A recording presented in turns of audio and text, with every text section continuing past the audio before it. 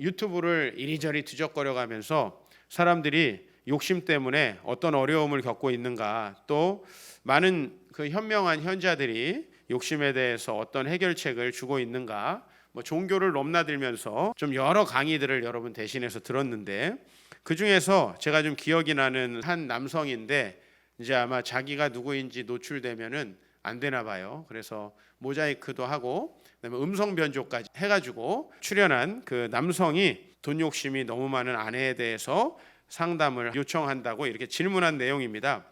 이 형제는 고시를 10개월 정도 공부하다가 그만두고 공기업의 사원으로 취업을 했다고 합니다. 지금부터 한 20여 년 전에 결혼을 했는데 전세금 5천만 원이 있어야 한다고 해서 이제 본인이 가진 게 없었기 때문에 아버지께 부탁을 해가지고 5천만 원을 이렇게 받았다고 합니다. 근데 이제 아버지께 5천만 원을 받을 때 어떤 약속을 했냐면 한 달 후에 자기가 자취방 세를 빼가지고 2천만 원은 돌려드리기로, 이제 아버지께는 3천만 원을 받기로 한 거죠. 그렇게 하고 이제 결혼을 했는데 한 달 후에 보증금 2천만 원을 아버지께 돌려드리려고 하니까 이제 아내가 나는 그렇게 돌려주겠다고 한 적이 없다라고 하면서 그걸 왜 돌려주느냐고 하면서 큰 소동이 났다고 그래요. 그래서 결국은 아버지 어머니에게 이제 아내가 도둑놈이라고, 왜 우리 돈을 받아가려고 하냐고 이렇게까지 이야기하게 되었다고 합니다. 후에 친구에게 1,000만 원을 빌려준 적이 있다고 그래요. 근데 친구에게 빌려준 돈이나 이런 것들 못 받게 되는 경우가 많죠. 자, 이 형제도 받지 못했다고 합니다. 내 아내가 좀 생각지도 못한 일을 하게 됐는데 그게 뭐냐면 아버지에게 전화를 해가지고 당신 아들이 내 돈을 떼었기 때문에 당신이 갚아야 된다. 그래서 1,000만 원을 달라 이렇게 얘기를 해가지고 부모님은 또 가정이 깨질까봐 돈을 줬다고 합니다. 이 얘기만 들으면 거의 뭐 인간 이하의 사람인 것처럼 느껴지는데 많은 뒷이야기가 있었겠구나, 뭐 그런 생각이 제 마음속에 들었고, 이 남편이 아내 때문에 힘든 것도 맞겠지만은 어떻게 사태가 이 지경이 되도록까지 일을 조율하지 못할까? 좀 가장으로서 아내가 물질 때문에 좀 염려하고 걱정하는 게 있으면 잘 대화하고 해야지, 이걸 아버지께 전화하게 하고 이렇게 했다는 자체가 가정이 참 많이 힘들었겠다. 결국은 이제 이 사람하고 살아야 되느냐 말아야 되느냐 이제 뭐 이런 문제를 이야기하는데, 그 강사가 물어보더라고요. 그러면 아내는 돈을 이렇게 받아가지고 뭘 하느냐? 안 쓰고 모은대요. 그러니까 강사가 그러더라고. 어차피 쓰지도 않는데 주라고. 그렇게 얘기하는데 참 이 자매는 이제 아마 그런 물질을 모아야 된다라는 그런 집착과 욕심이 좀 있는 것 같은데, 또 그것을 잘 조율하지 못하는 문제가 있고, 이 남성은 또 그러면 어떤 문제와 어떤 욕심이 있을까, 이런 생각을 또 한번 해보게 되었습니다. 저와 여러분들에게 사실은 이 욕심의 문제는 해결할 수 없는 문제입니다. 많은 사람들이 자기는 큰 욕심이 없다고 이야기를 합니다. 근데 제가 목회하면서 관찰한 결과 욕심이 없는 사람은 아무도 없습니다. 다만 그 욕심을 어디에 부리느냐가 좀 다르고요. 그 다음에 자기가 큰 자신이 없으니까 난 요 정도만 됐으면 좋겠다. 근데 여러분 그게 요 정도만이 되면 어떻게 변하죠? 그 다음에는 또 훨씬 더 큰 거를 요구하게 되더라는 거예요. 대체로 이 결혼을 안 하신 분들이 결혼만 하면 좋겠다 그러는데 정작 결혼을 시켜놓으면 적반하장식의 다른 이야기들을 하는 경우가 굉장히 많습니다. 그리고 또 취업만 했으면 좋겠다, 뭐 어느 대학만 들어갔으면 좋겠다, 그런 얘기 다 제가 지나놓고 보니까는 거짓말이더라고요. 그게 안 이루어지면 그 정도를 바라지만 이루어지고 나면 훨씬 많은 것들을 바라게 되고, 우리는 사실 욕망에서 벗어날 수 없는 것 같아요. 제가 이 욕심과 욕망에 대해서 생각을 하면은 항상 저는 셰익스피어의 4대 비극 중에 맥베스라는 그 작품이 생각이 납니다. 이 맥베스라는 작품 영화로도 나와 있는데 재미가 없어가지고 아마 끝까지 보시기가 어려울 수도 있어요. 그런데 이 맥베스라는 사람은 스코틀랜드의 아주 훌륭한 장군입니다. 그래서 그 희곡의 시작 부분에 이제 맥베스가 아주 큰 전쟁에서 승리를 거둬가지고 이제 아주 왕의 총애하는 그런, 말하자면 우리로 말하면 국방부 장관 같은 그런 이제 큰 인물이 되는 그런 장면으로 시작을 합니다. 근데 이제 그 승리를 거두고 뭔가 모를 기쁨도 있지만 한편으로는 마음이 허전함도 있는 이 맥베스에게 세 명의 마녀가 딱 다가오는 것으로 이제 희곡이 시작되는데, 그 마녀들이 어떤 이야기를 하냐면 이 맥베스에게 당신은 장차 왕이 될 것이다, 이렇게 이야기를 합니다. 이 이야기를 이제 아내에게 했어요. 아내도 너무나 기뻐합니다. 왜? 남편이 왕이 된다는 건 뭐죠? 자기가 왕비가 된다는 거죠. 아내도 굉장히 기뻐합니다. 그런데 이제 이 맥베스는 굉장히 그래도 왕에 대한 신의를 지켜야 되는데, 왕이 되려면 어떻게 해야 돼요? 왕을 죽여야 되잖아요. 그런데 마침 전갈이 딱 옵니다. 이 왕이 이제 이 전쟁의 승리를 축하하고 또 기뻐하기 위해서 이곳으로 오고 있다라는 거예요. 이제 마음속에 갈등이 일어나는 겁니다. 자기 욕심으로는, 그리고 하필 받은 신탁으로는 어떻게 해야 되죠? 이 사람을 죽여야 됩니다. 그런데 거기에서 아내는 또 열심히 옆에서 부추깁니다. 당신이 왕이 될 수 있는 자격이 충분히 있다. 결국 이제 이 4대 비극은 전부 다 죽음으로 끝나잖아요. 그죠? 다른 비극들도 마찬가지지만 이 맥베스와 그의 아내가 아주 처참하게 죽는 것으로 이 마무리가 됩니다.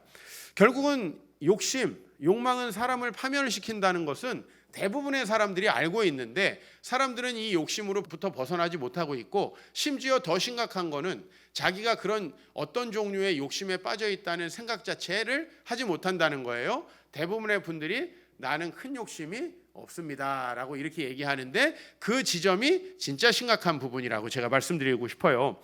욕심에 관해서 성경은 세 가지 정도를 크게 이야기하는데, 먼저 창세기 3장 17절 말씀을 읽어봅니다. 시작.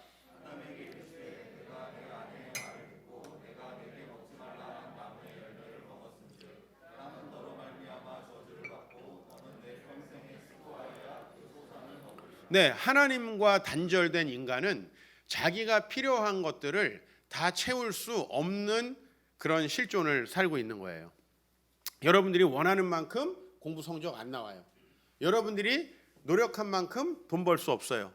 근데 문제는 그렇게 해서 공부해서 성적을 얻었다 혹은 돈을 벌었다 해도 그게 여러분을 만족시키지 못하는, 우리 인간은 자기가 필요한 것을 스스로 다 채울 수 없는 인간이기 때문에 그것을 누군가가 채워줘야 되는데, 문제는 하나님과 단절되면 우리는 그것을 스스로 채울 수 없다는 거죠. 늘 부족함을 느끼기 때문에 자기는 사실 되게 욕심을 내고 있어요. 그런데도 나는 이런 게 부족하기 때문에 이걸 채우려고 하는 것이지 나는 욕심내는 것이 아니다라고 이야기를 해요. 다 자기 변명이 되는 거죠. 결국은 제가 이렇게 말씀드리고 싶어요. 하나님과 단절된 상태에서 우리 모두는 무엇인가에 대한 욕망에 시달리게 돼 있다는 거예요. 그것은 너무나 당연한 거고, 그게 바로 이제 아담이 겪고 있는 실존이에요. 땅이 저주를 받았고 너는 내 평생에 수고하여야 그 소산을 얻을 수 있어요. 사람은 어때요? 남보다 덜 수고하고 많은 것들을 누리고 싶어 하겠죠. 그죠? 그런 인간은 끊임없는 욕망이 있다는 거예요. 하나님 앞에 있지 않기 때문에 자기가 좀 더 높은 사람, 좀 더 나은 사람이라는 걸 과시하기 위해서, 그리고 이 모든 것을 욕심이 아니라고 포장합니다. 그런데 여러분, 욕심이라는 것은 어때요? 절대로 만족되지 않죠. 그리고 욕심이라는 건 불안과 불만으로 귀결합니다. 잠언 5장에 보면은 타인이 내 재물로 충족하게 되며 내 수고한 것이 외인의 집에 있게 될까 하노라라고 얘기했어요.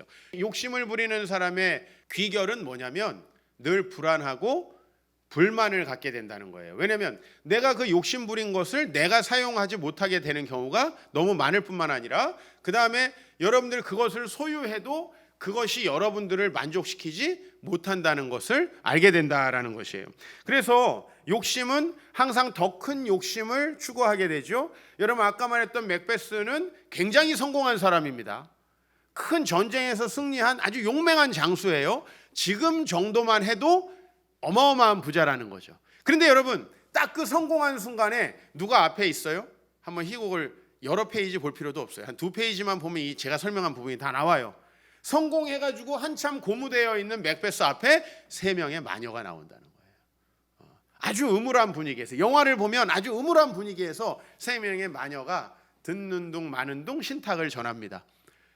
여러분, 만약에 맥베스 안에 나는 지금으로 충분히 감사해, 하나님께서 나에게 용맹스러운 이 싸움의 기술을 줘서 내가 우리나라를 지켰어, 나는 하나님께 감사해, 여러분 그러면 그 신탁이 들렸을까요? 안 들렸을까요? 들리지 않았겠죠. 문제는 그런 신탁은 우리 주변에 항상 존재하는 걸 얘기하는 것 같아요. 너무나 성공한 시점에 여러분이 정말 원하는 걸 얻었어요. 그 시점에 여러분들은 마녀 3명을 마주하게 된다는 걸 아셔야 된다는 거예요. 여러분이 원하는 결혼을 하게 됐어요. 여러분이 원하는 직장에 들어가게 됐어요.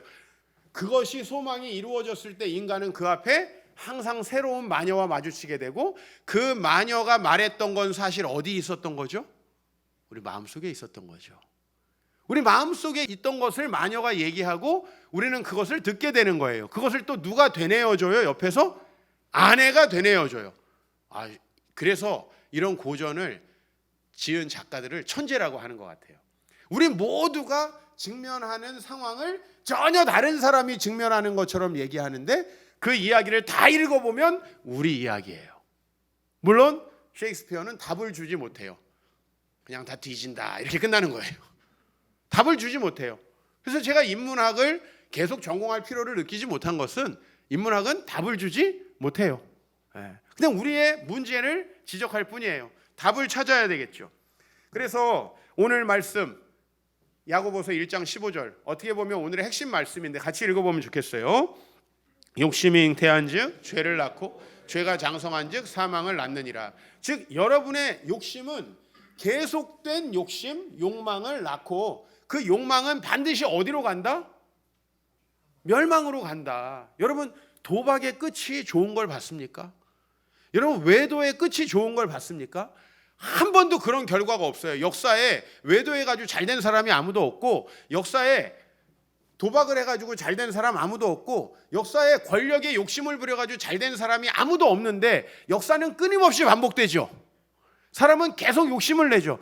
여러분들이 역사를 공부할 때는 되게 이상하다고 생각했을 텐데 여러분이 이제 이렇게 성인이 돼서 사회에 나가보면 그게 다 나라는 걸 알게 되는 거죠. 만족이 없는 거예요. 교회 목사는 어느 정도 되면 만족이 되나요? 처음에 그냥 성도도 없이 시작한 사람들은 같이 성도들과 예배만 드려도 행복하겠대요. 근데 어때요? 그렇게 만족하는 사람 없어요. 교회가 자립하기만 하면은, 그래서 자립한 다음에 교회가 선교를 할 수 있으면 좋겠대요. 여러분 이렇게 우리 마음속에 품은 이런 욕심, 이런 목표, 100명이 목표야, 200명이 목표야, 자립이 목표야, 건물이 목표야, 이 자체는 결코 우리를 만족시킬 수 없다라는 것이에요.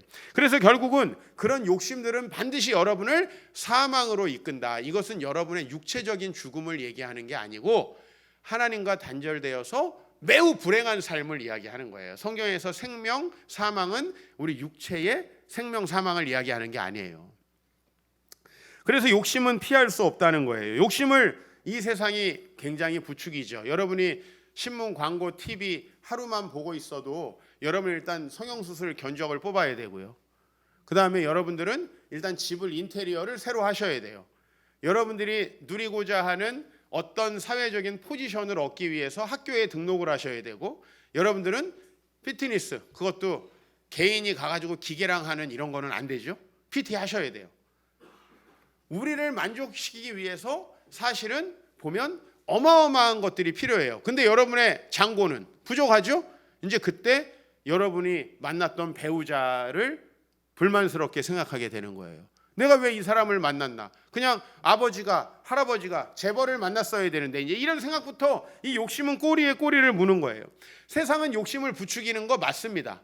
여러분 이 세상에 있으면서 욕심내지 않기가 어려워요. 그런데 성경은 세상이 악하기 때문에 우리에게 문제가 생긴다고 말하지 않고 있어요. 야고보 사도의 말씀을 다시 한번 우리가 읽어보겠습니다. 시작. 사람이 시험을 받을 때 내가 하나님께 시험을 받는다 하지 말지니 하나님은 악에게 시험을 받지도 아니하시고 친히 아무도 시험하지 아니하시느니라. 가끔 죄송한 말씀이에요. 본인이 엄청난 문제를 일으켜놓고 하나님이 왜 이러시는지 모르겠대요. 죄송한 말씀입니다. 위로가 별로 안 될 수도 있습니다. 본인이 굳이 하나님이 원하시지 않는 일을 해놓고 하나님이 왜 이러시는지 모르겠대요. 여러분 오늘 이 말씀을 보세요. 하나님은 아무도 시험하지 않습니다. 우리가 걸려 넘어지게 하려고 앞에다가 돌을 갖다 놓으시는 그런 분 아니고요. 우리가 잘 되는 꼴을 못 보시는 분이 아니에요. 이 부분 정리하자고요. 그리고 야고보 사도가 14절을 얘기하고 있어요. 다시 읽겠습니다. 오직 각 사람이 시험을 받는 것은 자기 욕심에 끌려 미혹됨이니 라는 거예요. 여러분, 사람이 시험을 받고 넘어지는 것은 세상이 악하기 때문이 아니에요. 제가 세상이 악하다는 말씀은 늘 드립니다. 우리가 상처에 대해서 접근할 때도 세상은 악하고 나는 그것을 이길 수 있는 힘이 없다. 그죠? 이건 기본 코스예요. 기본 코스. 각 사람이 시험을 받는 건 자기 욕심에 이끌려서 미혹되어서 그 욕심이 죄가 되고 죄가 사망이 된다라고 야고보 사도가 오늘 말하고 있어요. 너무 정확하지 않나요? 우리가 우리의 인생을 한탄하고 있어서는 안 될 것 같아요. 물론 여러분들 만난 사람 중에 여러분을 꼬드겨가지고 여러분의 경제적인 큰 손실을 주게 된 경우도 있을 거예요. 여러분이 만난 사람들 중에 내가 만나지 말아야 될 사람을 소개시켜 준 사람도 있을 거고, 내가 하지 말아야 될 일을 하게 될 수도 있을 거고, 여러분이 어떤 꿈을 품고 유학을 가거나 학교에 갔는데 교수님을 잘못 만나가지고 공부를 못한 경우도 있을 거예요. 그런데 여러분 생각해 보세요. 결국 모든 문제의 근원은 나를 꼬드긴 사람에게 있는 게 아니라 도장을 찍은 나에게 있다는 거예요. 물론 이거 굉장히 가혹한 이야기예요. 그렇다고 우리가 오늘 여러분들 되게 훌륭하십니다. 너무 억울하시죠? 우리 원수들 싹 다 죽입시다. 이렇게 얘기하고 제가 나가서 강남역에 가서 우리 성도들을 꼬드긴 놈들 다 죽어라. 소용이 있는 짓인가요, 이게? 세상은 어차피 계속 그렇게 돌아갈 거예요. 하나님을 알게 된 우리는 이제 세상이 이렇다는 걸 알고 내가 욕심에 이끌려서 그렇게 되고 있다는 사실. 여러분, 대부분 부부싸움의 원인이 뭡니까? 제가 보는 부부싸움의 원인은 자기 배우자가 좀 더 완벽하기를 원하는 거예요. 좀 더 완벽하기를. 그 욕심 때문에 배우자가 이해가 되질 않는 거예요. 자, 오늘 이제 여러분에게 사자성어 하나 좀 말씀드리려고 하는데, 소탐대실이라고 들어보셨죠? 소탐대실은 옛날에 전국시대에 중국에서 나온 사자성어입니다. 전국시대라는 것은 뭐냐면 그냥 나라가 전쟁으로 개판이 된 시대다, 이렇게 보시면 돼요. 일본에도 전국시대가 있었죠. 우리나라 임진왜란 있기 전에 전국시대가 있었고, 중국도 진나라가 통일을 하기 전에 전국시대가 있었습니다. 기원전에. 근데 그 전국시대 때 이제 여러 나라들이 있죠. 뭐 친나라가 있고 총나라가 있고 그다음에 조나라가 있고 뭐 제나라가 있고 연나라가 있고 뭐 한나라가 있고 초나라가 있고 이런 여러 나라들이 있는데, 이 나라들이 이제 서로를 정복하기 위해서 수많은 계략을 부리고 싸우는 거예요. 근데 그중에서 총나라라는 나라가 있었어요. 총나라는 어디에 있냐면, 여러분 이제 중국에 우리가 보통 중원이라고 하는 평평하고 강이 있는 땅 말고 이제 산맥을 넘어가지고 아주 험준한 지형을 넘으면은 총나라가 있어요. 그래서 전 중국 사천성에 안 가봤지만 이 중국 중원에서 쉽게 말하면 옛날에 장안 같은 데서 낙양 같은 데서 이 사천성으로 넘어오려면은 산맥을 넘어야 된대요. 이게 침략하기가 어려운 땅이고, 또 반대로 말하면 사람들이 별로 탐을 내지 않는 땅이기도 했어요. 근데 산맥을 두고 진나라가 있고 여기 밑에 이제 총나라가 있는데, 이 총나라를 어떻게 정복할까라고 이제 진나라 해왕이 머리를 굴린 게 뭐냐면은, 이 총나라 왕이 아주 욕심이 많은 사람이에요. 총나라 왕이. 그래서 저 사람의 욕심을 이용해서 이 나라를 멸망시켜야 되겠다. 근데 여러분 알다시피 제가 말했지만 친나라에서 총나라로 전쟁을 가는 거는 굉장히 어려운 거예요. 여러분 우리 뭐 세계사에서 정말 유명한 전투, 한니발이 로마를 정복한 전투, 알프스 넘어갔잖아요. 그죠? 그런 어려운 일이란 말이에요. 그렇기 때문에 이 사람들이 어떻게 총나라에 접근을 할까 하다가 이제 총나라에 사신을 보내가지고 우리가 서로 우애 있게 서로 형제의 나라로 지내자. 우리가 당신들과 형제의 관계를 맺는다는 우호의 표시로서 큰 예물을 보내겠다. 그래서 마치 트로이 목마처럼 옥으로 만든 소를 만듭니다. 옥으로 만든. 그래서 옥으로 소를 아름답게 조각하고 거기다가 아주 예물을 잔뜩 해가지고 총나라 사신들에게 보여줘요. 이거를 당신들 왕한테 보내고 싶다. 총나라에서는 많은 신하들이 이것을 받는 걸 반대했습니다. 저놈이 어떤 계략을 꾸밀지 모른다. 받는 건 위험하다. 왜냐면요, 진나라에서 총나라에 예물을 보내고 사절단을 보내기 위해서 뭘 요청했냐면 길을 좀 닦아달라고 요청을 했어요. 그럼 이제 대충 그림이 나오죠. 여기가 험준한 지형인데 길을 닦아놓으면 예물을 보내는 척하면서 뒤에서 군대를 보낼 수도 있는 거죠. 전국 시대라는 것을 생각해 보세요.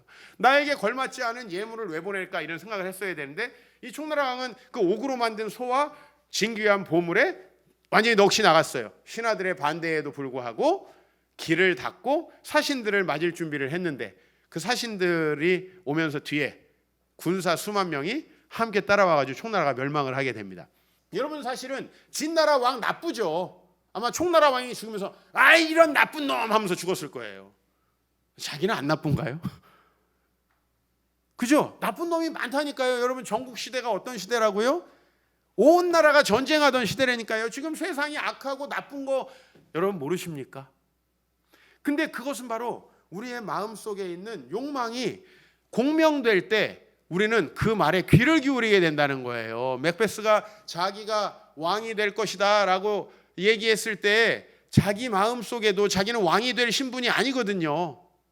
왕이 될 사람이 아니에요. 그런데 자기도 왕이 될 수 있지 않을까라는 생각을 하니까 그 마녀의 이야기가 들렸던 것처럼 자기가 소유할 수 없는 보물에 눈이 멀었던 거죠. 여러분 한 10몇 년 전이에요. 저한테 이메일이 하나 왔어요. 근데 영어로 된 뭐 저쩌고 하는 이메일이에요. 근데 제가 그걸 열어봤어요. 원래 잘 안 열어보는데 돈을 준다는 내용이었어요. 그래서 열어봤어요.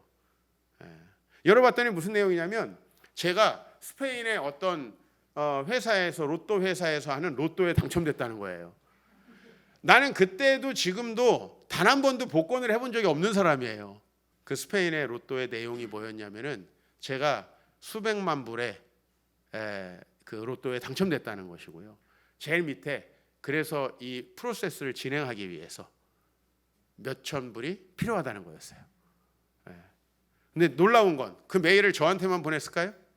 굉장히 많은 사람에게 전 세계 사람들에게 보냈대요. 엄청나게 많은 사람들이 걸려들었어요. 여러분 이 회사가 나쁘다고 할 수 있을까요? 물론 회사 나쁘죠. 우리가 회사 나쁘니까 회사 욕하면서 살면 우리에게 무슨 유익이 있나요? 사실은 마음속에 로또를 내가 간절히 소망하고 있던 사람은 드디어 됐나? 라고 하면서 상상을 하기 시작했겠죠. 혹시 여기 또 있을라? 있으면 회개하시오.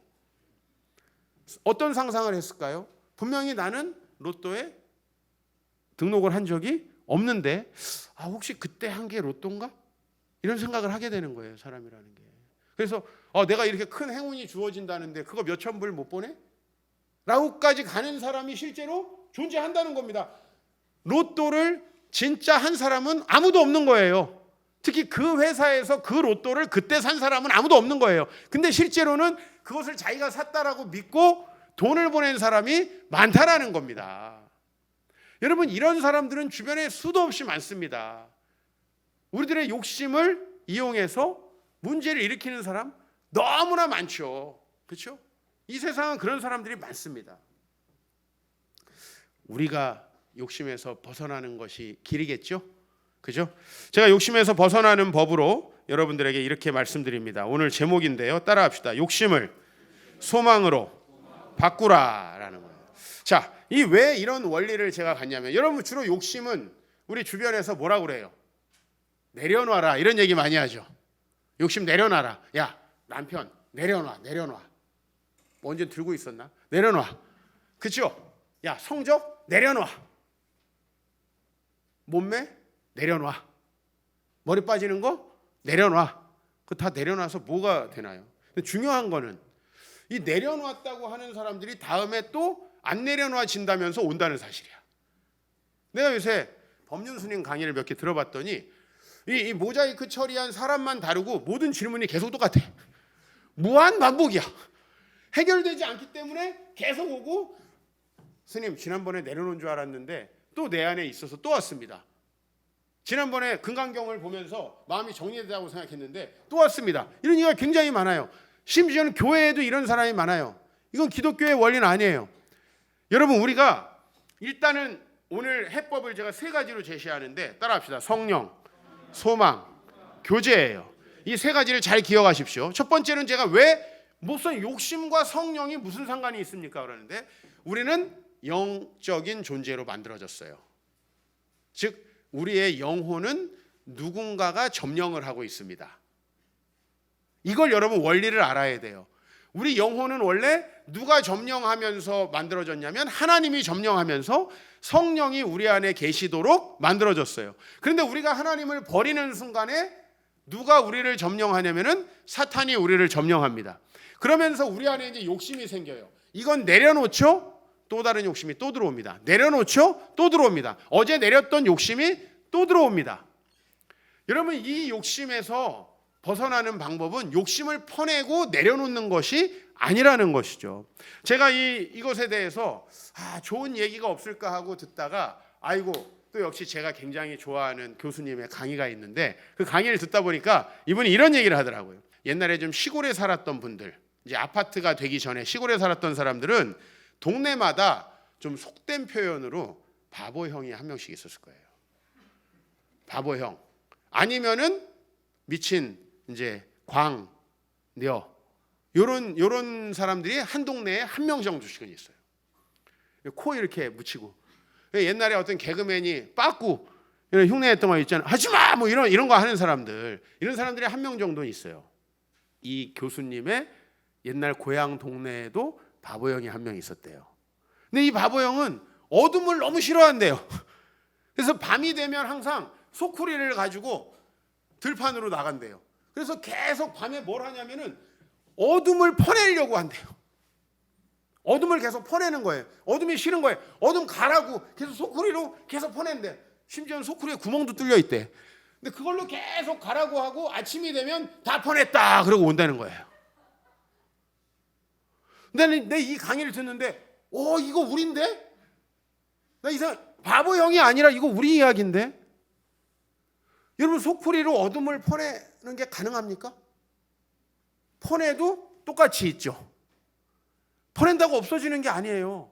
우리 마음속에 사탄이 있으면, 즉 사탄이 성령으로 대체되지 않으면 여러분 마음속에는 또 사탄이 있는 거예요. 퍼냈는데 또 고이는 거예요. 여러분의 웅덩이에 물 퍼내보세요. 또 고입니다. 똑같습니다. 웅덩이로 들어오는 모든 걸 차단하고 다른 걸 거기다가 집어넣지 않으면은 웅덩이에 물 퍼낸다고 해서 사라지는 것이 절대 아니라는 거죠. 여러분이 가가지고 전에 제가 제 친구하고 산에 갔어요. 우리 옛날에 산에 가면 옹달샘 같은 게 이렇게 있었어요. 저기에서 물이 조금씩 나오고, 옹달샘 얼마나 막습니까? 떠서 마실 수도 있어. 근데 거기에 누가 발을 딱 담그면 어떻게 돼요? 물이 엉망이 되죠. 그죠? 그 물 원래 깨끗한 거 아니죠. 누구든지 휘저으면 또 그렇게 되는 거죠. 그죠? 그래서 여러분들은 마치 그런 옹달샘과 같고 그런 소쿠리로 어둠을 퍼내려는 것과 같다는 거예요. 우리 욕심을 내려놔라. 여러분, 사람은 그러면 아무것도 안 하고 살아야 돼요. 아무것도 안 하고 이것도 내려놓고 저것도 내려놓고 모든 걸 내려놓고 살 이유가 없어지는 거예요. 사실은 이게 불가능한 거예요. 오늘 갈라디아서 5장 16절에서 이렇게 말씀합니다. 너희는 성령을 따라 행하라. 그리하면 육체의 욕심을 이루지 아니하리라. 왜요? 성령님이 우리를 지배하기 시작해서 우리가 그 성령의 지배에 따라 살아가기 시작하면 우리 안에 나를 지배하던 과거의 질서가 사라지는 겁니다. 네? 우리는 새로운 것이 있어야 거기에 집착하면서 살아가는 거지, 내가 새로운 것이 없으면 계속 뭐에 집착해요? 과거에 집착하면서 사는 거예요. 과거에 집착하면서. 여러분, 성령의 지배를 받는 통로는 뭐예요? 말씀과 기도예요. 다른 방법이 없어요. 어떤 사람들은 매일 말씀 보고 기도하고 경건 생활을 하는 사람들을 종교 중독자래요. 난 그럼 종교 중독 될래요. 왜? 나는 솔직히 말해서 말씀 기도 매일 안 하고 제정신으로 살아가는 거 불가능하다라고 나는 확실히 내 자신을 파악한 사람이에요. 여러분, 가능하신가요? 주일날 이렇게 예배 한번 드리면은 일주일 내내 성령 충만하신가요? 자, 좋습니다. 성령 충만 안 한다고 치고 성령 충만 안 해도 좋은 결정하고 현명하게 행복하게 잘 살 수 있던가요? 난 그거 안 되더라고요. 저는 단 한 번도 인생에서 주일날 교회 안 나갔거나 주일날 봉사를 안 해본 적이 없어요. 근데요, 그걸로 안 되더라고요. 월요일 되면 또 필요하고 화요일 되면 또 필요하더라고요. 종교 중독이 아니고 나는 내 마음을 정확히 아는 거예요. 내가 언제 내 마음에 성령이 떠나면 나를 악한 곳으로 유혹하는 사단의 유혹이 있고 나는 내 욕심 때문에 미혹에 이끌려 사망으로 간다라고 하는 사실을 저는 확실히 믿습니다. 이게 저의 현실이에요. 남들이 나에게 종교 중독이라고 하고 우리가 자주 모여서 기도하면 이 성도들을 밖에 나가서 사회를 변화시켜야지. 우리 자체가 어둠인데 누가 누굴 변화시켜요? 우리 자체가 어둠인데.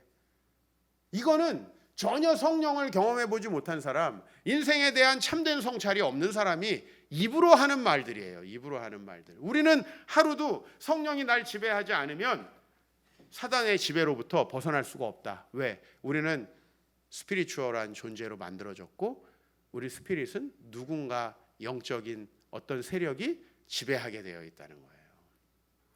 내려놓으면 더 악한 것들이 들어오게 되어 있다. 예수님도 귀신을 내어 쫓고 그에게 성령이 들어가지 않으면 7 귀신이 들어온다고 말씀하고 있어요. 7 귀신이 들어온다. 그래서 두 번째는 소망입니다. 기독교의 답은 내려놓음이나 집착이 아니고 기독교는 무소유를 하는 것도 아니에요. 그렇다고 부자가 되려고 욕망을 일으키는 종교도 아니에요. 뭐냐면 우리가 옛날에 나를 지배하고 있었던 어떤 것이 있었어요. 목사님, 전 많은 욕심을 안 바랍니다. 대부분이 아주 무리한 욕심을 가지고 있는 사람이에요. 왜?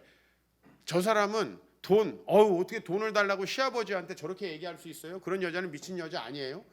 다른 쪽에 미쳐 있어. 우린 다 그런 짓을 안 할 뿐이지 다른 거에 집착하고 있어요. 여러분이 여러분 자신을 정직하게 보시기를 원합니다. 기독교의 내려놓음은 모든 것의 헛됨의 차원을 넘어서서요, 나를 새로운 것이 지배하게 만드는 것이에요. 그래서 오늘 바울의 고백을 한번 보자고요. 바울은 왜 이렇게 건강하게 살 수 있었나? 같이 읽습니다. 시작.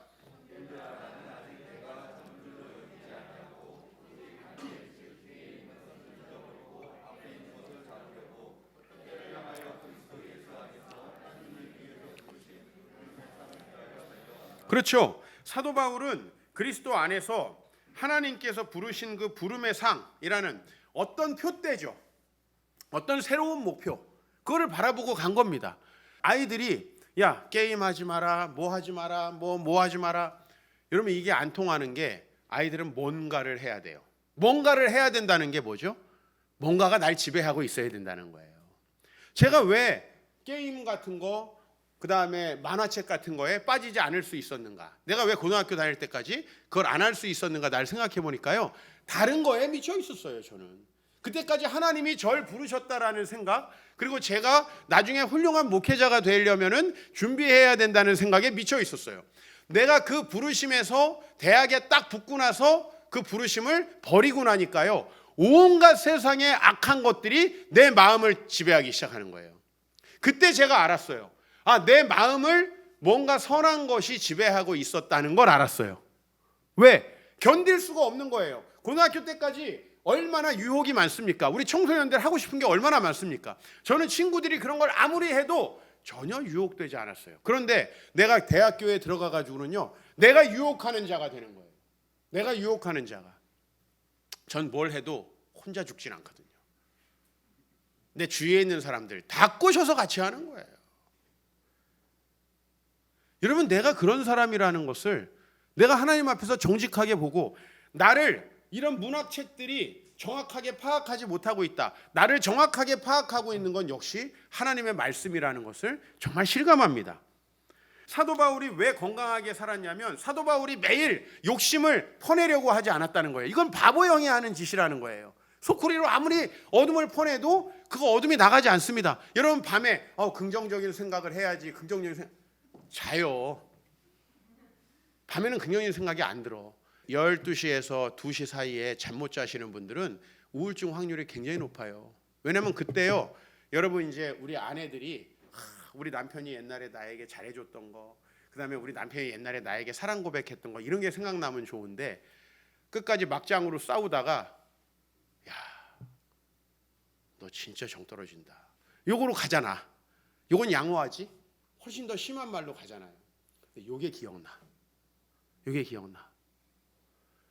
생각하지 말아야지 하면 어떻게 돼? 더 생각나. 알잖아요. 유행가에서 다 얘기하고 있잖아요. 잊으려 애를 써봐도 안 돼요. 여러분, 안 돼. 근데 왜 잊으려고 노력하고 있어? 그 바보 형이 어둠 퍼내는 거라고요. 그 생각이 아예 안 들길 축복합니다. 그런 생각이 아예 안 들어야 돼. 즉 여러분의 그런 생각이 자꾸 드는데 그걸 집착하는 게 아니라 내가 하나님 앞에 사로잡혀서 그분이 나에게 주신 일들을 막 따라가다 보니까, 여러분 다윗이 구약에 굉장히 건강하게 산 인물이에요. 근데 다윗은 보면은 집에서 8째였고 집에서 형들이 대우받을 때 다윗은 부름받지 못하고 양을 치던 사람이에요. 쉽게 말하면 집에서도 차별 대우를 받았던 사람이에요. 명상을 하면 무슨 생각이 떠오르겠어? 아버지가 날 안 불렀던 거, 아버지가 회식하는데 나 있는지 없는지 잊어버렸던 거. 다윗이 시편에 뭐라고 얘기했냐면 내 아버지는 나를 버렸으나, 이렇게 얘기했어요. 내 아버지는 나를 버렸으나. 근데 여러분 그 상처에 얽매여서 사나요? 아니면 우리 아버지에게 내가 상처받은 걸 어떻게 해결해야 되나요, 목사님? 이게 아니야. 물론 여러분 그런 얘기 가지고 오세요. 근데 여러분 근본적인 해결책은 뭐냐면 그걸 묵상하고 해결하는 게 아니고 내 마음을 성령이 주신 거룩한 소망 가운데 내어 맡기는 거예요. 그걸 하다 보면 그 생각 안 드는 거예요. 이게 가장 건강한 거예요. 내가 그냥 이것저것 하고 싶으면 안 돼. 이게 참고 공부해야지. 안 돼. 하나님께서 나에게 주신 거룩한 생각, 성령께서 내 미래를 만들어 주신 것들을 그림으로, 비전으로 바라보면서 그걸 따라가다 보면, 야, 나는 그런 거 안 하고 보니까 청소년 시절이 지나갔네. 이렇게 되는 거야. 내가 뭘 노력한 게 전혀 없어요. 난 내 청소년기를 보면 내 노력한 게 전혀 없어요. 내 동생이 야, 어떻게 형은 저렇게 맨날 공부하고 뭐 쉬는 시간 있으면 저렇게 뭘 했을까 그렇게 얘기하는데 난 그렇게 하려고 노력한 적이 없어요. 그냥 내가 하나님께 붙들려 있었던 것밖에 없어요. 내가 이걸 어떻게 알았느냐? 안 붙들려 보니까 온갖 세상 잡귀 마귀들이 내 마음속에 들어와요. 그때부터는 어떻게 있었던 기억들 중에서도 이렇게 안 좋은 것들만 골라서 기억이 나. 다윗이 가장 행복하게 살았을 때는 언제냐? 그가 백성들을 위해서 전쟁할 때예요. 그가 백성들을 위해서 선한 싸움을 할 때. 여러분 다윗에게 밧세바 같이 유혹되는 여인이 그때만 있었을까요? 다윗은 왕이에요. 유명한 사람이라고. 수많은 여인이 있었는데 다윗은 간음을 한 번 했어요. 여러분 목사님 한 번도 안 되는 거 아니에요? 맞아요. 맞는데 고대의 왕이 한 번 간음했다? 이거 거의 신기록이에요. 그리고 여러분 아셔야 돼요. 여러분 남편이 아니라고 너무 감정이입할 필요 없어. 다윗은 되게 신기하게 그가 왕이기 때문에 수많은 사람을 죽이고 반대자들을 숙청하고 그 다음에 자기의 쾌락과 권력을 누리고 싶은 마음으로 항상 유혹될 수밖에 없는 사람이에요. 그게 왕이죠 사실은. 근데 그는 거의 실수가 없었어요. 왜 그러냐면 여자를 멀리 해야지, 여자를 보길 돌같이 해야지 더 이쁘게 보여. 그 생각을 못하고 지나간 다음에 나중에 보니까 야, 내가 우리 아내랑만 참 행복하게 잘 살았네. 나중에 그런 생각이 드는 거예요. 그 생각이 계속 있는데 참는 게 아니라고. 그 생각이 계속 드는 사람은 반드시 넘어집니다. 왜? 그 욕심에서 벗어나지 못한 거거든요. 그래서 제가 마지막으로 여러분 빛 되신 우리 주님과 교제하시기를 축복합니다. 5절 말씀 보겠습니다. 요한일서 우리가 그에게서 듣고 너희에게 전하는 소식은 이것이니 곧 하나님은 빛이시라 그에게는 어둠이 조금도 없으시다는 것이니라. 이건 이제 비유거든요. 빛과 어둠으로. 제가 아까 전에 바보형 얘기했었지만 비유예요. 성경에도 이 비유가 있는 거예요. 그래서 만일 우리가 하나님과 사귐이 있다 하면서도 이건 거짓말이죠. 어둠 속에 행하면 거짓말을 하고 진리를 행할 수가 없게 된다는 거예요. 근데 그 빛 가운데 그분이 계신 것 같이 우리도 빛 가운데에서 그분과 교제하면서 살아가면 우리가 서로도 빛 가운데 사귐이 있고 예수님께서 우리 안에 있는 모든 죄의 문제를 해결하신다는 거예요. 여러분 저는 주변에서 욕심 때문에 고통당하는 분들 너무 많이 봐요. 여러분 배우자에 대한 불만이 많죠. 다 마찬가지예요. 배우자에 불만이 없는 사람은 없어요. 손해본 것 같은 느낌. 모를 수도 없는데 여러분 그 느낌이 왜 드시는지 압니까? 결국 하나님과의 교제의 부재 때문에 그 느낌이 드는 거예요. 여러분의 기준에 만족시키려고 하기 때문에 드는 거예요. 우리 아내는 저한테 만족할까요? 입장 바꿔놓고 생각해봐요. 쉽지 않아요. 조건이 그래도 저 사람은 좀 더 좋다? 여러분에게 좀 더 조건 좋은 사람이 생겼으면 어떻게 됐을까요? 그 위에 정우성 하나 얹고, 정우성 받으면 어떻게 될까? 알렉스의 요리. 그럼 또 받으면 또 어떻게 될까? 누구의 저택, 이런 게 다 계속 들어가는 거예요. 우리는 그 굴레에서 벗어날 수가 없는 거예요. 여러분, 세계에서 그렇게 연예인들, 그렇게 잘생기고, 그렇게 멋있고, 그렇게 매너 있고, 그렇게 스포츠카를 타고 부를 가지고 저택에 사는 사람들, 여러분들보다 이혼율이 훨씬 높다는 거 아시죠? 이게 절대로 나를 만족시킨다고 해서 그렇게 되지 않는다는 거예요. 하나님이 여러분들에게 가정을 주셨다면은 그 가정에서 사명을 발견하는 게 필요해요. 난 왜 이런 사람을 만났나가 아니라 이 사람을 만나서 하나님께서 나에게 주신 사명은 무엇인가? 이걸 뭐라 그러냐면 거룩한 소망이라 그래요. 거룩한 소망. 그 거룩한 소망에 여러분이 휩싸여 있어야 돼요. 오늘 여기 청소년들, 청년들 거룩한 소망에 휩싸여서 여러분의 청년기를 보내길 소망합니다. 결혼하신 분들 애한테 집착하지 마세요. 애는 하나님이 키우세요. 여러분에게 맡긴 사명을 감당하시길 축복합니다. 왜 여러분들은 하나님께서 거룩한 소망이 하나도 없이 애가 이랬으면 좋겠는데 저랬으면 좋겠는데 키가 컸으면 좋겠는데 작았으면 좋겠는데 이뻤으면 좋겠는데 성격이 좋았으면 좋겠는데 사교적이었으면 좋겠는데 7살짜리가 무슨 사교적인 게 있어. 그 27살 때쯤 되면은 생겨요. 무슨 여러분 자녀가 왜 영재가 되기를 바라냐고. 여러분, 소년 등과가 인류의 3대 비극의 하나에 들어가는 거 아시죠? 소년 등과. 역사책에 다 나오는 거예요. 어렸을 때 아주 일찍 최연소로 이런 사람은 한 사람도 행복한 사람이 없었어요, 역사에. 여러분, 우리가 왜 그거에 집착하느냐는 거예요. 하나님께서 다 알아서 키워주실 텐데, 목사님 우리 애가 잘 울어요. 그러면 안 울어. 나처럼 안 울어. 커서 울까? 거기다 커서 예수 잘 믿고 이렇게 항상 해피한데 커서 울겠냐고. 여러분, 그걸 너무 걱정하지 마시라는 거예요. 그것도 다 집착이고 욕심이에요. 왜 내가 원하는 대로 애가 되어지길 바래요. 하나님이 만들어서 당신 배만 이용한 건데. 마리아가 예수를 낳으면서 당신의 뜻대로 이루어지길 원합니다. 제일 잘 큰 거예요. 한나가 자식 낳아서 어떻게 했어요? 하나님이 나에게 주셨으니 나도 하나님께 드립니다. 그 자식이 제일 잘 됐어. 밑에 5이 더 있었는데 걔네 안 드렸거든. 이름도 없어 걔네는. 사무엘만 잘 됐어. 부모의 손을 덜 탔어. 하나님의 손을 탔어. 뭐가 그렇게 걱정이 되시는 거예요? 내 욕심대로 하면 안 된다니까요. 우리 애가 공부 잘하니까 그래도 괜찮죠. 나 이런 얘기 하는 사람 못 봤어요. 공부 잘하면 선생님 공부는 잘하는데 운동을 못 해가지고. 운동도 잘하면 애가 성격이 말수가 좋고 부모님께 반항하고 어쩌라는 거야. 완벽한 인간. 여러분, 우리의 욕심이 우리로 하여금 이 거룩한 소망으로부터 벗어나게 만드는 거예요. 이게 제일 핵심이에요.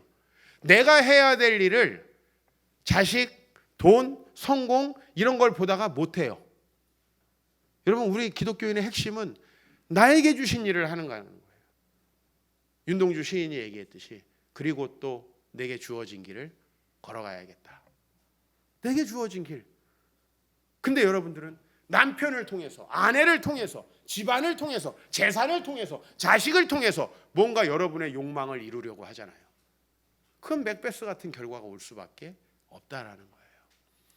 이 주님과 교제해야 여러분들이 이 악한 욕망으로부터 벗어날 수 있어요. 여러분, 한번 홈쇼핑보다 꽂히면 사야 되죠? 꽂히면 방법이 없어요.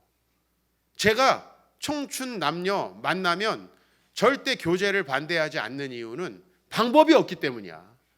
놔둔 다음에 나한테 뭐라 그러냐면 왜 결혼시켰니? 난 방법이 없어서 놔둔 거예요.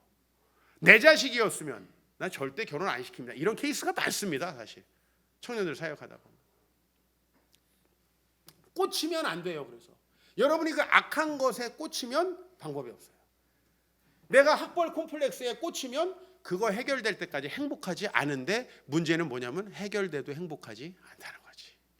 내가 성형 콤플렉스에 꽂히면 성형을 할 때까지 안 행복한데 문제는 성형해도 전혀 행복하지 않다는 거지. 이게 인간의 삶이라는 거죠. 어떻게 행복하냐? 내가 그 거룩한 열망 성령 안에서 늘 교제하다 보면 하나님께서 내 갈 길 비춰주시고 야 너는 이거 하고 살아라. 제가 왜 목회를 열심히 하는지 아세요? 목회 열심히 하니까 잡생각이 없어요. 불교로 말하면 번뇌가 없어. 뭐 자식이 어떻게 될까 이런 생각을 할 겨를이 없어. 난 지금 코로나 중에 열심히 연구하고 새로운 세미나 콘텐츠들을 준비하고 있습니다. 이거 하다 보니까 코로나 걱정할 새가 없네. 그러다 보면 지나가겠죠? 걱정할 새가 없어요. 여러분이 진짜 걱정하고 염려하고 마음이 힘든 것은 여러분을 딱 붙들고 있는 그 여러분의 영혼의 주인이 없어요. 지금 그 거룩한 주인 우리 하나님이 내 마음의 주인 되시면 돼요. 이게 진짜 해결책이에요. 물론 그 전에 너무 힘들면 친구도 만나고 해결해야 되겠죠. 그죠? 바람도 쐬야 되겠죠. 그러나 그건 진짜 해결책이 못 된다. 내려놓자 막 내려놓으려고 그랬는데 남편이 들어오면 내려놔줘요? 확 올라오지. 그 있잖아요. 영화 분노의 역류라고 확 올라오잖아요. 안 내려놔진다니까요. 그래서 여러분들 주님을 향해서 뭔가 사명을 가지고 하십시오. 하루 종일 아무것도 안 하는 사람이 어떻게 사단의 노예가 안 됩니까? 한가하려고 생각하지 마십시오. 은퇴 이후에도 한가하려고 생각하지 마세요. 피카소처럼 그림 그리는 게 사명이면 그림 그리다가 주님 품에 안기는 게 행복한 거예요. 90세까지 피카소는 그림을 그렸어요. 화투 그려가지고 어느 사람처럼 사기쳐서 부자 되려고 안 했어요. 그림 그리는 왜? 돈 벌려고가 아니라 그림 그리는 게 내 사명이니까 내가 거기에 붙들려 있으면 어떻게 돼요? 세상 유혹이 안 찾아온다니까요. 저는 그런 방식이에요. 저 그렇게 이겨내고 있어요. 다윗을 항상 보면서 난 항상 선한 싸움을 싸우고 하나님의 일을 하자. 내가 여기에서 게을러지는 순간 저는 유혹에 휩싸이더라고요. 여러분 마음속에 정말 그 주님 안에서 받은 거룩한 소망이 생기길 바랍니다. 그래서 여러분이 한 10년쯤 후에 내가 되게 욕심이 많았고 욕구 불만이었는데 내 마음이 왜 이렇게 평안하지? 생각해 보니까 내가 주님께 미쳐서 주님 앞에 열심히 살았어. 그게 답이에요. 여러분 열심히 사는 사람들 부러워하셔야 돼요. 그게 얼마나 값지고 좋은 것인지 여러분에게 그런 축복이 있기를 소망합니다. 우리 같이 찬양하겠습니다.